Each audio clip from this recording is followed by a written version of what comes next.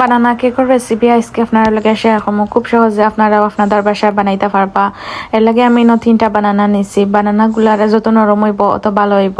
আর বানানা গুলারে বালা করে আমি ম্যাশ করে নিমু গিয়া যাতে ফ্লাওয়ার লগে মিক্স হয়ে যায়। আর আমার বানানা গুলা বালা করে ম্যাশ হয়ে গেছে। আর আমি 2টা ডিম এড করছি। ডিম দেওয়ার পরে বালা করে বানানার লগে ডিম গুলারে আমি মিক্স করে নিমু গিয়া। এরপরে আমি চিনি বাটার মিল্ক দিয়া বালা করে আবার মিক্স করে নিছি। ইনো দিমু 1 কাপ পরিমাণ ময়দা, বেকিং পাউডার, পরিমাণ মতো কোকোনাট পাউডার, 2 চামচ সুজি আর ভ্যানিলা এসেন্স দিয়া বালা করে আবার উইক্স করে নিম গিয়ে। যখন একটু উইক্স হয়ে যাব তখন আমি বিভিন্ন ধরনের বাদাম এগুলোকে ধর্ম আপনারা চাইলে ধরনের বাদাম দিতে পারেন, বিভিন্ন ধরনের বাদাম দিতে পারেন।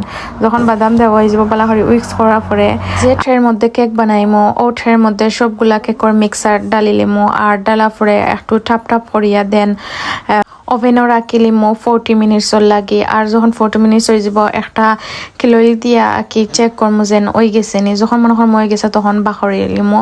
আর তো রেডি হয়ে গেল আমার মজাদার বানানা কেক। যদি আপনারা ভালো লাগে দেখে তবে অবশ্যই লাইক কমেন্ট শেয়ার করবা আর অবশ্যই গরমের মধ্যে ট্রাই করবা। আসসালামু আলাইকুম।